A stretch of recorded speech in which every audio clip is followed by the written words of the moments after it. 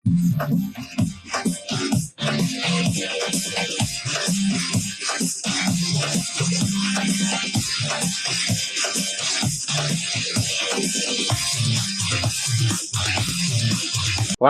Cricket ரசிகர்களே, welcome back to Tamil cricket trolls. இன்னைக்கு வந்து ஒரு டெரிஃபிக்கான ஒரு மேட்ச் நடந்திருக்கு. அதுக்கு முன்னாடி வேல் பிரஜன் இன்னைக்கு ஜாயின் பண்ண போலாம், ஒரு நாளைக்கு வந்து ஜாயின் பண்ணிடுவாரு. ஒரு டெரிஃபிக்கான மேட்ச். ஜிடி போட்டு எஸ்ஆர்எச் நசுக்கி தொசுக்கி புடிச்சு பொட்டலம் பண்ணி அமுக்கிட்டு போயிட்டாங்க. அப்படியே அவங்க ஆயா ஷேர் பாட்டு மாதிரியே பொட்டு பொட்டு வாக்குழுந்தின்னா அவன் ஆயா ஷேர்னு சொல்ல மாட்டான், ஆவாதேங்கிறான். பொட்டு பொட்டு வாக்குழுந்தி ஆவாதே, மெட்டு மெட்டு எக்கு தரா ஆவாடேன்ட்டு அவன் போட்டு அவன் ஒரு ரகமா ஆடி மேட்சை வந்து முடிச்சுட்டு போயிட்டானுங்க. Excellent day for fast bowlers. இன்னைக்கு வந்து ஒரு ட்ரீட் ஃபார் த ஐஸா இருந்துச்சு. எஸ்ஆர்ஹெச் கரெக்டான டீம் தான் கொண்டு வந்தாங்க. பட் நம்ம போன வீடியோல ரெஃப்ளெக்ட் பண்ண மாதிரி தான். நான் என்ன சொல்லியிருந்தேன்னா, அகமதாபாத்ல பிளைண்ட் ஸ்லாகிங் போனாங்கன்னா கண்டிப்பா எஸ்ஆர்ஹெச் பேட்ஸ்மேன் மாட்டிக்குவாங்க அப்படின்னு சொல்லியிருந்தேன். இன்னைக்கு வந்து அது நடந்துருச்சு. போட்டு நொறுக்கிட்டாங்க நெஹ்ராவோட team. Credits to Shubman Gill captaincy also. டெரிஃபிக்கா பண்ணாரு கேப்டன்சி. அப்படியே எடுத்த டிசிஷன்ஸ் எல்லாமே ஆன் பாயிண்ட்ல நச்சு நச்சு நச்சுன்னு எடுத்தாரு.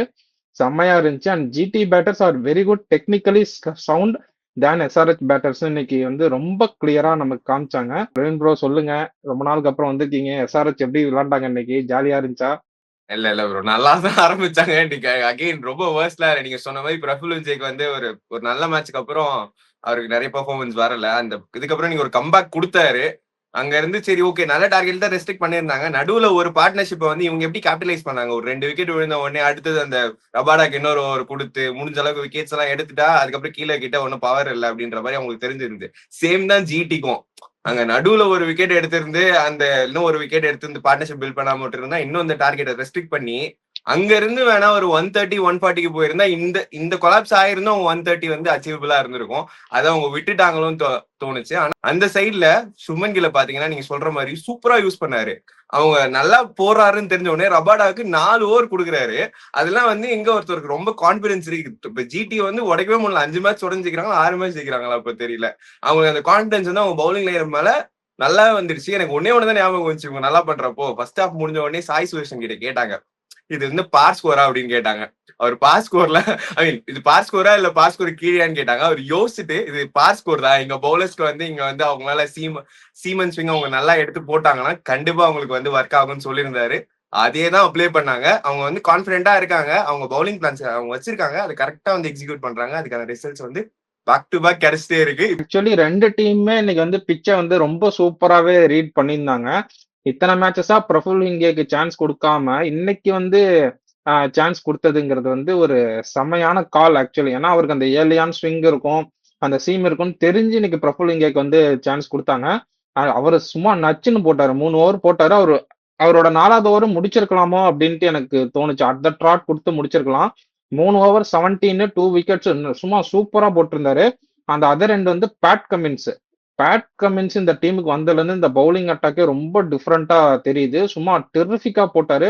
Captain leading from the front அப்படிங்கிற மாதிரி இன்னைக்கு சும்மா நச்சு நச்சுன்னு போட்டு கொடுத்தாரு. அவங்களுக்கு இன்னைக்கு பெரிய லெட் டவுன் என்னன்னு எனக்கு தோணுதுன்னா, ஈஷான் மலிங்காவோட பவுலிங் அவங்களுக்கு இன்னைக்கு பெரிய லெட் டவுன் ஆயிடுச்சோ அப்படின்ட்டு எனக்கு தோணுது. அவர் சைட்ல இருந்து ஒரு 2-3 விக்கெட் எடுத்து கொடுத்திருந்தாருன்னா, இல்ல அட்லீஸ்ட் ரன்ஸ் போகாம கண்டெயின் பண்ணியிருந்தாருன்னா அது வந்து எஸ்ஆர்ஹெச்க்கு ஒரு பெரிய கான்பிடன்ஸா இருந்திருக்கும். Especially in this pitch in this condition ஒரு சீம் பவுலர்ட்ட இருந்து நான் இன்னும் கொஞ்சம் பெர்ஃபார்மன்ஸ் எக்ஸ்பெக்ட் பண்ணேன். அது ஈஷான் மலிங்காட்ட இருந்து வரல இன்னைக்கு. நீங்க எப்படி லைக் இன்னைக்கு வந்து நீங்க சொன்ன மாதிரி வந்து brilliant display of fast bowling. 2 டீம்லயும் வந்துட்டு ஃபாஸ்ட் பவுலிங் வந்து யாருண்ணா நீ பெரிய ஆளா நான் பெரிய ஆளா அடிச்சு காட்டுவோம் மாதிரி பயங்கரமா இருந்துச்சு. பார்க்கவே சூப்பரா இருந்துச்சு. இந்த டெஸ்ட் பேட்டிங் லென்ஸ், டெஸ்ட் மேட்ச்ல பாக்குற லென்ஸ் எல்லாம் போட்டு உண்மையில சூப்பரா இருந்துச்சு பார்க்கும்போது. முக்கியமா டிஃபரன்ஸா நான் என்ன பாக்குறதுன்னா, இந்த பவுலிங் லைனுக்கு அகேன்ஸ்டா எஸ்ஆர்எச்சோட பேட்டிங் அப்ரோச் எப்படி இருந்துச்சு, இந்த சைடு ஜிடியோட பேட்டிங் அப்ரோச் எப்படி இருந்துச்சுன்னா, இந்த ஜிடியோட பேட்டிங் அப்ரோச்ல தான் இன்னைக்கு மேட்ச் ஜெயிச்சாங்க. மேட்ச் ஆக்சுவலா நம்ம பார்க்கும்போது பவுலிங்ல ஜெயிச்ச மாதிரி இருக்கும். ஆனா உண்மையிலே வந்துட்டு இதுக்கு அடாப்ட் ஆகி அவங்க பேட்டிங்ல வந்து ஓகே இது வந்து 200 210 ஸ்கோர் கிடையாது, 160 170 பேப்பர்ல போட்டுட்டு அதுக்கப்புறம் நம்ம பவுலர்ஸுக்கு ஜாபை கொடுத்துட்டு அவங்க பண்ணி கொடுத்துருவாங்கன்றதுக்கு அவங்க நீட்டா யாருமே ரொம்ப ரஷ் பண்ணி ஆடல, இது பண்ணி ஆடல. இனிஷியலா விக்கெட் நடந்ததுக்கு அப்புறம் விழுந்ததுக்கு அப்புறம் வாஷிங்டன் சுந்தரா இருக்கட்டும், சாய் சுதர்சனா இருக்கட்டும், 2 பேர் ரெஸ்பான்சிபிலிட்டி எடுத்துக்கிட்டு அங்க இருந்து ஸ்கோர் 160 எடுத்துட்டு போனதுதான் இன்னைக்கு மேட்சோட பெரிய ஹைலைட். லைக் அது பண்ணல அப்படின்னா பவுலர்ஸுக்கு ஒண்ணுமே கொடுக்காத மாதிரி இருந்திருக்கும். இவங்களும் அப்ப எல்லா பிச்சிலையும் ஆடுற மாதிரி ரேஷ் ஷாட்ஸ் ஆடி லைக் 130 120 கொடுத்துருந்தாங்கன்னா எனி டே 120 நீங்க இனிஷியலா பவர் பிளேல 5 விக்கெட்டே எடுத்தாலும் 120 130 are not gonna win you games. அது சேஃபே கிடையாது. இன்னைக்கு பேட் கமிங்ஸ் மாதிரி இன்னும் 2 அடி பேட் கமிங்ஸ் பட்டு தான் மேட்ச் முடிச்சிருப்பாங்க. ஸோ எனக்கு கிளியர் டிஃபரன்ஸா தெரிஞ்சது வந்துட்டு லைக் ஜிடியோட அப்ரோச் வைல் தேர் பேட்டிங் தான். அதுதான் இன்னைக்கு இந்த மேட்ச்ல கிளியர் டிஃபரன்ஸா தெரிஞ்சது. 2 தமிழ் பசங்கள்ட்ட இருந்து இந்த பெர்ஃபார்மன்ஸ் வந்தது எனக்கு ரொம்ப happy. And telling about Washington, நம்ம சாய் சுதர்ஷன் பத்தி நிறைய பேசிட்டோம், ஏகப்பட்ட வீடியோஸ்ல பேசிட்டே இருக்கோம். ப்ரோ எவர் கன்சிஸ்டன்டா இருக்காரு. ஒரு ஃபர்ஸ்ட் ஃபியூ மேட்சஸ் ஃபெயில் ஆனாரு, அதுக்கப்புறம் அவர் கிளிக் ஆன ஆரம்பிச்சிருந்து கன்சிஸ்டன்டா திருப்பி ரன்ஸ் கொடுத்துக்கிட்டே இருக்காரு.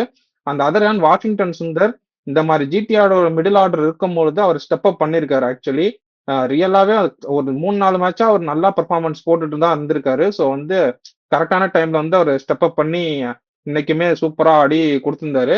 எஸ்ஆர்ஹெச் பவுலிங்லயும் குறை சொல்றதுக்கு எதுவும் இல்லை எக்ஸப்ட் ஈஷான் மலிங்கா. அவங்களுமே பவுலிங் வந்து ஆன் பாயிண்ட்ல தான் போட்டாங்க. பட் அந்த விக்கெட்ஸ் வந்து அவங்க கன்சிஸ்டன்டா எடுக்க முடியல. ஒருவேளை சாய் சுதர்ஷன் விக்கெட்டை ஏர்லியானா பிரபுலிங்காக்கு இன்னொரு ஓவர் கொடுத்து தூக்கி இருந்தாங்கன்னா இங்க மேட்சே வேற மாதிரி போயிருக்கும். அந்த இடத்துல கொஞ்சம் தப்பா மிஸ்ஜட்ஜ் பண்ணிட்டாங்களோ. நீங்க நிதிஷ்குமார் ரெட்டியை நம்பி பால் கொடுக்கறதுக்கு பிரபுலிங்காவே இன்னொரு ஓவர் கொடுத்து தள்ளி இருக்கலாம் அப்படின்ட்டு எனக்கு பட்டுட்டே இருந்துச்சு. லேட்டரானும் கூட பிச்சில் வந்து அசிஸ்ட் இருந்துட்டு தான் இருந்துச்சு பவுலர்ஸ்க்கு. அப்ப கூட பிரபுலிங்காக்கு எங்கேயாவது மிடில் ஒரு ஓவர் கொடுத்து தள்ளி இருக்கலாம். ஏன்னா ஒரு குட் ரன்ல இருந்தாரு இன்னைக்கு. ஸோ அந்த இடத்துல மிஸ் பண்ணிட்டாங்க எஸ்ஆர்ஹெச்சோட பேட்டிங்க்கு போயிடுவோம். எஸ்ஆர்ஹெச் பேட்டிங் சொதப்பலாம், அதுக்குன்னு இப்படியா கண்டிஷன்ஸ்.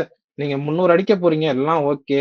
சேசிங்ல எல்லாம் 300 அடிக்க முடியாது, அதுக்கு ஆப்போனன்ட்டும் 300 ஸ்கோர் வச்சிருக்கணும். ஸோ இப்படி ஒரு பொட்டலம் ஆகிற மாதிரி ஒரு பேட்டிங் ஆனா முடியாது. ஆக்சுவலி ஈஷான் கிஷான் வந்தோடனே ஃபியூ ஷாட்ஸ் வந்து ப்ரெஷர் ரிலீஸ் ஷாட்ஸ் ஆடினாரு. திருப்பி அவருமே அவுட் ஆனோன்னு ஃபுல்லா ஒரு ஷெல்லுக்கு போயிட்டாங்க. ஃபுல் ஃபோக்கஸ் வந்து கிளாசன் மேல அப்படியே திரும்பிருச்சு. அவரும் எத்தனை மேட்ச் தான் அடிச்சு ஜெயிச்சு கொடுப்பாரு. இன்னைக்கு accepted to be having a off day for Klaasen. இதெல்லாம் அக்செப்டட் தான். அவர் மேல ரொம்ப ஹார்ஷா இருக்க முடியாது. அந்த டாப் ஆர்டர் இன்னைக்கு பெர்ஃபார்ம் பண்ணி கொடுத்துருக்கணும். இந்த மாதிரி மேட்சஸ்ல வந்து டாப் ஆர்டர் பெர்ஃபார்ம் பண்ணி கொடுத்துருக்கணும். ஸ்லாகிங்ல போய் அவுட் ஆயிட்டாங்க.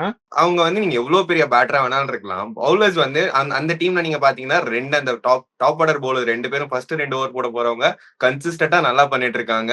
அவங்களுக்கு வந்து எந்தெந்த ஃபாஸ்ட் பவுலிங்க்கு நல்ல ட்ராக் இருந்ததுன்னா அவங்களால டாமினேட் பண்ண முடியும் தெரியும். நீங்க நல்ல பேட்டரா இருந்தாலும் அவங்களை ரெஸ்பெக்ட் பண்ணிருக்கணும். அவ்வளவுதான். அங்க சிம்பிளா நீங்க ஃபர்ஸ்ட் ஓவர்லயே இந்த 167 தான் சேஸ் பண்றீங்க. அங்க அபிஷேக் சர்மாவோ டிராவிஸ் ஹெட்டோ யாரோ ஒருத்தவங்க 8 ஓவர் 10 ஓவர் நின்னா மேட்சை சீல் பண்ணி கொடுத்துட்டு போயிட்டு இருப்பாங்க. அப்படி தெரிஞ்சுமே நீங்க டெஸ்பரேட்டா ஒரு 3 பால் நல்லா வருதுன்னு தெரியுது, நீங்க ஏன் திரும்ப எனக்கு தெரிஞ்சு சிராஜ் வந்து அந்த ஃபீல்டிங் செட்டப் ஏத்த மாதிரி தான் அந்த பாலை போட்டாரு. 3 பாலை வெளில எடுத்துட்டு போனாரு, அடுத்த பால் உள்ள கொண்டு வந்தாரு. அது அவர் அங்க ஃபீல்டர் அங்க வச்சு கரெக்டா போட்டுருந்தாரு. அது அந்த டிராப்புக்கு அவர் மாட்டிக்கிட்டாரு, அங்க விக்கெட் போயிடுச்சு. திரும்ப அபிஷேக் சர்மா ஒரு 6 அடிச்சு பிரஷர் குறைச்சிட்டாரு. அங்க இருந்து திரும்ப அவர் விக்கெட் லூஸ் பண்ண. அதுக்கப்புறம் அவங்க பவுலிங்கும் ரொம்ப நல்லா போட்டிருந்தாங்க. இங்க வந்து நீங்க என்ன பண்ணிருக்கணும், முடிஞ்ச அளவுக்கு கொஞ்சம் அந்த 6 ஓவர் எடுத்துட்டு போக பாத்துருக்கணும். ஒரு விக்கெட்ல அப்படியே எடுத்துட்டு போயிருந்தா கண்டிப்பா வந்து கீழே வரவங்க ஈஸியா முடிச்சிருக்கலாம். இது ஒரு பெரிய டார்கெட்டே இல்ல. இந்த இதுல வந்து இவங்களுக்கு நிறைய குஷன் இருந்தது. இன்னைக்கும் நிறைய ஓவர்ஸ் வச்சுட்டே தான் விக்கெட்ஸ் லூஸ் பண்ணி சீக்கிரமா முடிச்சிட்டாங்க. அந்த இதுல வந்து டாப் ஆர்டர் கண்டிப்பா பெர்ஃபார்ம் பண்ணலனாலும் ஒரு டீசென்ட் அந்த ஒரு 50 வரைக்கும் இருந்து யாராவது ஒருத்தவங்க நின்று இருந்தா கண்டிப்பா அது அவங்களோட மேட்சா தான் இருந்திருக்கும். ப்ரோ எஸ்ஆர்ஹெச் பேட்டிங் பொறுத்த வரைக்குமே நீங்க வந்து அவங்களுக்கு டிஃபென்ஸ் ஆட தெரியாது. அவங்கள பொறுத்த வரைக்கும் வந்துட்டு நீங்க 2 பால் 3 பால் நாங்க டாட் ஆடுறேன்னா 4ஆம் பால் நான் கிளியர் பண்ணாதான் அவங்களுக்கு ப்ரெஷர் ரிலீஸ் ஆகும். அவங்களுக்கு வந்து attack is the best form of defence தான் அவங்கள பொறுத்த வரைக்கும். அந்த அப்ரோச் தான் ஆட தெரியும். அப்படின்றப்ப அதனாலதான் இன்னைக்கு டாப் ஆர்டர் 3 பேருமே வேற இப்ப நீங்க யாரை நீங்க நின்று ஆட சொல்றீங்க? யாருமே அபிஷேக் சர்மா நின்று ஆட தெரியாது, ராய் செட்டு நின்று ஆட மாட்டாரு, இஷான் கிஷானுமே பெருசா நின்று ஆட மாட்டாரு. அதனால நம்பர் 4 இன்னைக்கு ஸ்மெரன் ரவிச்சந்திரனை இறக்கி விட்டு நீ ஆடுப்பா கொஞ்ச நேரம், நீங்க கொஞ்ச நேரம் ஒரு ரெண்டாச்சும் ஹோல்ட் பண்ணி ஆடுப்பா, இன்னொரு சைடு வரவங்க அடிக்கட்டும்னு சொல்லிட்டு அவர் இறக்கி விடுறாங்க. பட் அதுதான் லைக் அவங்களோட அப்ரோச் வந்துட்டு எல்லா நாளும் ஒர்க் ஆகாதுன்றதுக்கு இது ஒரு பெரிய எக்ஸாம்பிள். நம்ம சொல்லியிருக்கோம் இவங்க வந்து நியூ ஏஜ் கிரிக்கெட் ஆடுறாங்க, இவங்க தான் வந்து ஃபியூச்சரிஸ்டிக்கா ஆடுறாங்க எல்லாம் சொல்லுவோம். பட் எல்லா பிச்சிலையும் அந்த குஜராத் பவுலர்ஸ்லாம் அந்த பிச்சிலே படுத்து தூங்கிட்டு இருக்காங்க. அகமதாபாத்தை வந்து ஒரு கோட்டை கட்டிக்கிட்டு இருக்காங்க, ஒரு போர்ட்ரஸ் மாதிரி உருவாக்கிட்டு இருக்காங்க. நீ எவனா இருந்தாலும் பாரு, எங்கிட்ட வந்து அடிச்சுட்டு எங்களை போட நீ பெரிய ஆள்றான்ற மாதிரி நம்ம நேத்து பேசணும் தான். அந்த போர்ட்ரஸை உருவாக்கிட்டு இருக்காங்க. அவங்ககிட்ட போயிட்டு நான் என்னோட அப்ரோச் ஆடுவேன்றது வந்து என்னைக்குமே ஒர்க் ஆக போறது கிடையாது. Have to adapt to the conditions. நீ எவ்வளவு பெரிய பேட்ஸ்மேனா இருந்தாலும் அந்த சுச்சுவேஷனுக்கோ இல்ல கண்டிஷன்ஸ்க்கோ அடாப்ட் ஆனா மட்டும்தான் நீ வந்து ரொம்ப ரொம்ப நாள் ரொம்ப வருஷம் வந்து சக்சஸ்ஃபுல் பேட்ஸ்மேனா இருக்க முடியும். அப்படின்றப்போ இந்த இந்த அப்ரோச்சே வந்து எஸ்ஆர்எஸோட அப்ரோச் கிடையாது. ஸோ அவங்களோட அப்ரோச்சுக்கு எப்படி இந்த மேட்ச் எப்படி ஆடி இருந்தாலுமே ஜெயிக்க முடியாது. அவங்ககிட்ட போயிட்டு நீங்க எனக்கு வந்து ஓகே 160 தான் இருக்கு அப்படின்றப்போ அவங்க என்ன நினைப்பாங்க, அவங்களோட மைண்ட் செட் என்ன, பவர் பிளேல 70 ரன் அடிச்சிருவோம், அதுக்கப்புறம் என்ன 14 ஓவர்ல 110 90 ரன் தான், அதுக்கப்புறம் அடிச்சுக்கலான்ற மைண்ட் செட்ல தான் போயிருப்பாங்க. அவங்ககிட்ட போயிட்டு நீங்க வந்து நின்று ஆடு இது ஆட முடியாது. ஆல்சோ இந்த பிச்சு அதுக்கான பிச்சு கிடையாது. இந்த பிச்சில் நான் இவங்க பவுலிங் போடும்போது நினைச்சேன், நீ எப்படியாச்சும் ஒரு 140 தாண்டிரு சாமி, 160ல 140 தாண்டிரு சாமி, அதுக்கப்புறம் நீ இனிஷியலா ப்ரெஷர் போட்டுட்டேன்னா வந்துட்டு அவங்க முடிஞ்சிடும் அப்படின்னு சொல்லிட்டு ஹென்ரிச் கிளாசன் கொஞ்சம் ரொட்டேட் பண்ணி அடிக்க வேண்டிய நேரத்தில் அடிக்கக்கூடிய ஆளு. பட் அவருமே இன்னைக்கு நல்ல டிராப் வச்சு தூக்குனாங்க. லைக் அவர் விக்கெட்டு தான் அங்க கீ. அவர் மட்டும் அங்க ஆடி இருந்தாருன்னா சுத்தி யாராச்சும் ஒரு ஆள் அடிக்கிற ஸ்கோர் வந்திருக்கலாம். அவர் ஆடாதனால கண்டிப்பா இது ஸ்கோர் வரப்போறது கிடையாது. நீங்க எவ்வளவு முக்கியம் இது பண்ண முடியும். ஆனா நீங்க சொன்ன மாதிரி ப்ரோ, அந்த 82 ரன்ஸ் லாஸை வந்து கொஞ்சம் குறைச்சிருக்கலாம். ஏன்னா இப்போ ரொம்ப நியர் அண்ட் ஆஃப் தி டோர்னமெண்ட்டுக்கு வந்துட்டு இருக்கோம். இந்த ரன் ரேட் வந்து குரூஷியலா இருக்க போகுது. ஏன்னா இன்னும் வந்து 8 டீம் வந்து கண்டென்ஷன்ல இருக்கு. லைக் மேத்தமெட்டிக்கலி 8 டீம் கண்டென்ஷன்ல இருக்கு. ஸோ யார் குவாலிஃபை ஆக போறாங்கன்றதுலாம் கண்டிப்பா ரன் ரேட் வச்சு ஒரு டீம் 2 டீம் கண்டிப்பா எலிமினேட் ஆக போறாங்க. ஸோ இந்த மாதிரி நேரத்துல அந்த ரன் ரேட் 82 கண்டிப்பா நீ சரி எங்கேயாச்சும் ஒரு இடத்துல ஒரு நிதிஷ்குமார் ரெட்டி இறங்கின இடமோ ஓகே, இதுக்கப்புறம் நம்ம மேட்ச் ஜெயிக்கணும்னு பாக்குறதோட ஓரளவுக்கு நம்ம புஷ் பண்ணிடுவோம், கடைசி வரை கொண்டு போய் புஷ் பண்ணிடும், மேட்ச் கடைசி வரை கொண்டு போலாம் அப்படின்றத நினைச்சிருக்கணும். ஏன்னா அவங்க வந்து அவுட் ஆகும்போது அவ்வளவு பால்ஸ் இருக்கு அப்படின்றப்போ அவங்க ஆல் அவுட் ஆகணும் அவசியம் கிடையாது. இதை கொஞ்சம் யோசிச்சிருக்கணும். இந்த அப்ரோச் எனக்கு ஏற்கனவே ஒரு கொஸ்டின் இருந்தது. இது வந்து ஏற்கனவே ஃபெயில் ஆயிடுச்சு. அவங்களுக்கு நல்லா பண்ணி எப்போ அவங்களுக்கு அடி வாங்கினாங்கன்னா போயிட்டு பிளே ஆஃப்ஸ்ல டைரக்டா அடி வாங்கினாங்க. நீங்க எவ்வளவு நல்லா பண்ணிட்டோம் இதே அப்ரோச்ல போனீங்கன்னா கேகேஆர்ல ஸ்டார்க் வந்து அந்த வருஷம் எடுத்திருப்பாரு பாத்தீங்களா. அந்த மாதிரி நீங்க பவுலர்ஸ் இதை நீங்க சொல்லவே முடியாது. எங்க அப்ரோச் இதுதான், நீங்க எப்படி ப்ரோ சொல்ல முடியாது, வேலிடே இல்ல. எங்க அப்ரோச் இதுதானே. கிரிக்கெட் அப்படி இல்ல. கிரிக்கெட் வந்து ஒரு நாள் வந்து இப்படி போகும், பேட்டர்ஸ்க்கு இது போகும். ஒரு நாள் பவுலர்ஸ் நல்லா போட்டா அன்னைக்கு 10 மேட்ச் நீ நல்லா இல்லைனாலும் ஒரு நாள் அன்னைக்கு பவுலர் எடுத்து அது ஃபைனல்ஸ் இருந்தா ஃபைனல்ஸ் நீங்க தோத்துட்டு தான் போவீங்க. அப்படின்றப்போ அது ஆன்சரே இல்ல. யாராவது ஒருத்தவங்க அந்த இதுல வந்து கிளாஸ்ல மட்டுமே டிபெண்ட் பண்ணி இருக்க முடியாது. யாராவது ஒருத்தவங்க அட்லீஸ்ட் நீ 10 மேட்ச் ஆடலாம், ஒரு ஃபைனல்ஸ்னா யாராவது ஒருத்தவங்க கொஞ்சம் எடுத்துட்டு போய் தான் ஆகணும். அந்த மாதிரி அவங்க அந்த மைண்ட் செட்ல தான் எனக்கு தெரிஞ்சு, அவங்க மைண்ட் செட்லயே வந்து நான் இப்படிதான் போக போறேன் அப்படின்னு கண்டிப்பா இதுக்கப்புறம் இப்படி இதுல இருந்து குவாலிஃபை ஆகி உள்ள போனாலும் கண்டிப்பா இன்னைக்கு ஒரு நல்ல பவுலிங் அட்டப்பிட்ட அடி வாங்கிட்டு திரும்ப அங்க இருந்து லைக் அவங்களோட சான்ஸா வந்து அவங்களே நல்லா கரெக்டா எடுத்துட்டு போயிட்டு திரும்ப வந்து அவங்க மைண்ட் செட்டாலவே அடி வாங்கிட்டு வெளில வந்துருவாங்களோன்ற ஒரு இது இருக்கு. மூவிங் ஆன், நம்ம ஜிடியோட பவுலிங்க்கு போயிடலாம். ஜிடியோட பவுலிங் ஐயோ எனக்கு பயமா இருக்கு actually. Batters win you games, bowlers win you சாம்பியன்ஷிப்னு சொல்றதுக்கு பெஸ்ட் எக்ஸாம்பிள் இந்த டீமா தான் எனக்கு தெரியுது. ஒரு சைடு ரபாடா, ஒரு சைடு சிராஜ் வச்சு ஏத்துறாங்க. ஒண்ணுமே க்ளூலெஸ்ஸா இருக்காங்க பேட்ஸ்மேன் எல்லாம். ஸோ ரபாடா வந்து முன்னாடிலாம் அந்த ஒரு ஸ்லோவர் ஒன் போடுவாரு, கொஞ்சம் ஒய்ட் யார்க்கர் போடுறன்ட்டு ஏதோ ட்ரை பண்ணுவாரு. கிளியரான இன்ஸ்ட்ரக்ஷன் அவருக்கு போயிட்டு இருக்கு. உன் பேஸை நீ நம்பு, உன் லைன் லென்த்தை நீ நம்பு, உன் டெஸ்ட் மேட்ச் லென்த் இங்க கொண்டு வா, நீ அடிச்சு உன்னால விக்கெட் எடுக்க முடியும்னு வச்சு ஏத்தி நொறுக்குறாரு. ஸோ கொஞ்சம் மூச்சு விடலான்னு பார்த்தா இந்த பக்கம் சிராஜ் அவர் வந்து ஒரு பக்கம் போட்டு நொறுக்கி எறிகிறாரு. இந்த பவர் பிளேக்குள்ளேயே அவங்க கோட்டாவை முடிச்சிடுறாங்க. உங்களுக்கு வந்து அந்த பவர் பிளேல பிரீத்திங் ஸ்பேஸே இருக்க மாட்டேங்குது. Huge credit to Ashish Nehra and Shubman Gill. சரி இவங்கள ஆடிடலாம், சரி இவங்க 2 பேர் தானே பார்த்து ஆடிட்டு இந்த பக்கம் திரும்பலாம் அப்படின்னு பார்த்தா அங்க வசந்த மனிதன் வராரு. என்னடா இந்தியா கேட்டு மாதிரி கை இருக்குங்கிற மாதிரி வசந்த மனிதன் வந்து அவர் ஒரு பக்கம் அவரோட எக்ஸ்ட்ரா பவுன்ஸ் அடிச்சுட்டு குதிச்சுட்டு ஓடிக்கிட்டே இருக்காரு. சரி அதோ அவருக்கு மூச்சு விடலான்னு பார்த்தா திருப்பி இங்கிட்டு பார்த்தா ரஷீத் கான், அங்கிட்டு பார்த்தா பிரசித் கிருஷ்ணா. ஒரு மாதிரி இந்த பவுலிங் லைன் அப்பே ஒரு மாதிரி டெரிஃபிக்கா இருக்கு. பிளே ஆஃப் பண்ணிட்டாங்க, 16 பாயிண்ட் எடுத்துட்டாங்க, பிளே ஆஃப் பண்ணிட்டாங்க, குவாலிஃபிகேஷன் கன்ஃபார்ம். ஃபைனல்ஸ் வந்து அகமதாபாத்ல நடக்குது. ஒருவேளை அவங்க ஃபைனல்ஸ் வந்துட்டாங்கன்னா பியூரா வந்து ஃபேவரட்ஸ் வந்து ஜிடின்னு நம்ம சொல்லிடலாம். அந்த அளவுக்கான பவுலிங் லைன் அப் ஜிடி வச்சிருக்காங்க, நல்லா செட் பண்ணி வச்சிருக்காங்க. Huge credits Shubman Gill captaincy also. நடுவுல குஜராத்தோட மென்டார் ஒருத்தவங்க கிட்ட பேசிட்டு இருந்தாரு. எனக்கு தெரிஞ்சு பவுலிங்ல மென்டார் நினைக்கிறேன். அவர் கிளியரா சொல்லியிருந்தாரு, நாங்க எங்க பவுலர்ஸ் எங்களோட பேஸ் பவுலர்ஸ் கிட்ட நாங்க சொல்றது வந்து டெஸ்ட் மேட்ச் லென்த்துக்கு ஸ்டிக் பண்ணிக்கோங்க, என்னதான் ட்ரெடிஷன் மாறுது, பேட்டிங் அப்ரோச் மாறுது, எதுவா இருந்தாலும் நீங்க அந்த டெஸ்ட் மேட்ச் லென்த்துக்கு போட்டீங்கன்னா கண்டிப்பா உங்களுக்கு அதோட ரிவார்ட்ஸ் கிடைக்கும். அவர் சொல்லியிருந்தாரு. அதே தான் அவங்க பவுலர்ஸ் பண்றாங்க. ரொம்ப கான்பிடென்டா போட்டாரு. சிராஜ் வந்து இன்னைக்கு 2 மெய்டன் போட வேண்டியது. ஃபர்ஸ்ட் ஒரு மெய்டன் விக்கெட், திரும்ப இன்னொரு ஒரு மெய்டன் போட வேண்டியது. அதுல ஒரு ரன் வந்திருக்கும். சோ இந்த காலகட்டத்துல இந்த 2 மெய்டன் எல்லாம் போடுறாங்க ஒரு டீம் அப்படின்றது வந்து அது வந்து ஒருத்தவங்களும் சொல்ல முடியாது. 2 பேரும் மாத்தி மாத்தி காம்ப்ளிமெண்ட் பண்ணிக்கிறாங்க. இவர் நல்லா போறதுனால இவர் விக்கெட் விடலாம், அடுத்த ஓவர் அவர் வந்து போட்டா அவர் விக்கெட் எடுத்துடலாம். சோ அப்படின்றப்போ இந்த முதல் இந்த 6 ஓவர் அவர் தான் சொன்ன திரும்ப அந்த 8 ஓவர்லயே 4 ஓவர் கொடுத்து ட்ரஸ்ட் பண்றாருன்னு வச்சுக்கோங்களேன். அதெல்லாம் சாதாரண விஷயமே இல்ல. அவங்க எந்த எந்த இதா இருந்தாலும் அவங்க எனக்கு தெரிஞ்சு ஆப்போசிட் சைடு மறந்துட்டாரு கில்லு. எனக்கு தெரிஞ்சு நான் ஒரு வாட்டி ஃபுல்லா மேட்ச் பாக்குறப்ப கில்லோட அடுத்த இன்ஸ்டாகிராம் போஸ்ட் என்ன அப்படின்ற மாதிரி தான் மாத்திட்டு வந்துட்டு இருக்காரு. அவர் வந்து லைக் ஒரு நல்ல இதுல போயிட்டு இருக்காரு. அவர் இப்போ ரொம்ப அன்ஸ்டாப்பபிளா தான் இருக்காங்க. நீங்க சொல்ற மாதிரி அவங்க அடுத்தது பிளே ஆஃப்ஸ் போயிட்டா அங்க இருந்து என்ன வேணாலும் நடக்கலாம். அவங்க போற போக்கு பார்த்தா எனக்கு தெரிஞ்சு அவங்க எலிமினேட்டர் ஆட போறது இல்ல. எப்படியும் குவாலிஃபையர் ஆட்டு டைரக்டா போய் உள்ள உட்காந்துருவாங்க அப்படின்ற மாதிரி இருக்காங்க. சொன்ன மாதிரி நம்ம ஜிடி பவுலர்ஸை பத்தி நிறைய பேசிட்டோம். லைக் ஸ்டில் வந்து என்னால திருப்பி இன்னொரு தடவை ரீட்ரேட் பண்ணாம இருக்க முடியல. அந்த அந்த ஃபர்ஸ்ட் அந்த 3 ஓவர் வந்து நான் வேற என்ன வேலை பார்த்துட்டு இருந்தாலும் அதை உட்காந்து நான் அவங்களோட இதை உட்காந்து பாத்துருவேன் ப்ரோ. அந்த 3 ஓவர், அந்த 6 ஓவர் முடிஞ்சா என்னை தாண்டி நீ போயிடுறா பாப்பான், நீ என்னை தாண்டினா தானே என் டீமை தொட முடியுன்ற மாதிரி 2 பேரும் முன்னாடி வந்து நின்றுக்கிறாங்க. அவங்கள தாண்டறதுக்குள்ளே வந்துட்டு வேற இன்னைக்கு வந்துட்டு ரெண்டு பேரும் வந்து பயங்கரமா காம்ப்ளிமெண்ட் பண்ணிக்கிறாங்க. இவங்க போற லென்த்தா இருக்கட்டும், இதா இருக்கட்டும். இன்னைக்கு நீங்க கவனிச்சீங்களான்னு தெரியல, லைக் சிராஜோட பால்ல வந்து ரபாடா ஒரு கேட்ச் விடுவாரு. அதுக்கப்புறம் திருப்பி ரபாடாவே வந்து அந்த விக்கெட் எடுத்து கொடுப்பாரு. திருப்பி ரபாடாவோட பால்ல வந்து சிராஜ் ஒரு கேட்ச் விடுவாரு. திருப்பி ரபாடாவே அந்த விக்கெட் எடுப்பாரு. மாத்தி மாத்தி இவங்களுக்குள்ளேயே வச்சுட்டு இது பண்ணிட்டு இருக்காங்க. பட் யா, பயங்கரமான பவுலிங் ப்ரோ.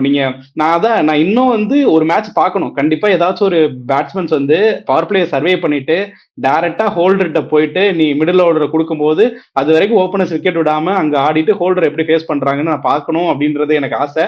நான் வந்து ஹோல்டர் உள்ள வந்ததுல இருந்து இந்த ஆசைப்பட்டு இருக்கேன். இது வரை நடக்கல, பார்ப்போம். ஸோ ஆன் தி ஹோல் வந்து இன்னைக்கு எஸ்ஆர்எச்சை போட்டு ஒரு தாக்கிட்டாங்க, ரன் ரேட்லயும் போட்டு அடிச்சிட்டாங்க. ஸோ இது ஒரு நல்ல கான்டெஸ்டா இருக்கும். அண்ட் அறிவிச்சிடலாமா GT is the first team to enter play ஆஃப்ன்ட்டு, இல்ல